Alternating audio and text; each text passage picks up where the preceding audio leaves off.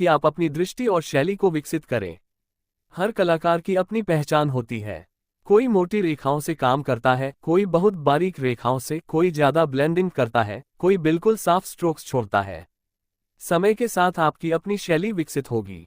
कभी कभी आपको दूसरों के स्केच देखकर लगेगा कि वे आपसे बहुत अच्छे हैं।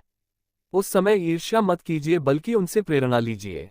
उनके स्केच से सीखिए कि उन्होंने कौन सी तकनीक अपनाई और आप उसमें क्या सुधार ला सकते हैं। स्केचन केवल तकनीक सीखने का नाम नहीं है, बल्कि यह आत्मविश्वास और धैर्य का अभ्यास भी है। जब आप बार बार एक ही वस्तु बनाते हैं तो आपके भीतर धीरज और एकाग्रता बढ़ती है। यही गुण आपको जीवन के अन्य हिस्सों में भी मदद करेंगे। पेंसिल शेडिंग में सबसे बड़ा रहस्य है हल्के और गहरे का संतुलन। यदि आपने ये संतुलन सीख लिया तो हर चित्र जीवंत लगेगा। यही संतुलन आपको धीरे धीरे अभ्यास से मिलेगा। कभी कभी स्केचिंग करते समय आप देखेंगे कि कागज पर दाग या धब्बे बन गए हैं।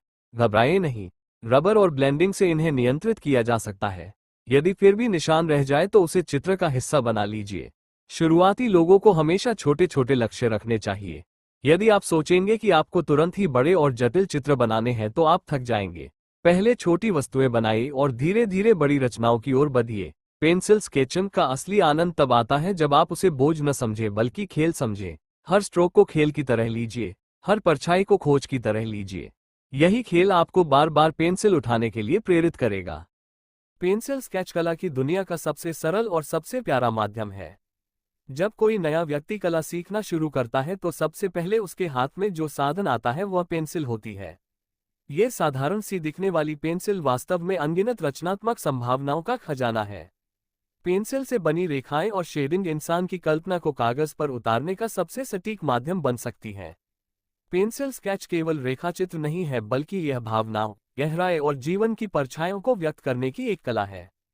शुरुआती कलाकार अक्सर सोचते हैं कि पेंसिल स्केच केवल चित्र बनाने का तरीका है, लेकिन जैसे जैसे अभ्यास बढ़ता है वैसे वैसे ये समझ आती है कि स्केचिंग असल में दृष्टिकोण को बदलने का एक साधन है। जब कोई कलाकार सामने रखी वस्तु को ध्यान से देखता है और उसे रेखाओं और परछाइयों में तोड़ता है, तब वह देखने की आदत बदल लेता है। वह केवल वस्तु को नहीं देखता, बल्कि उसके रूप, प्रकाश, अंधकार, बनावट और गहराई को महसूस करता है। पेंसिल शेडिंग इस कला का हृदय है। यदि रेखाएं शरीर हैं तो शेडिंग आत्मा है।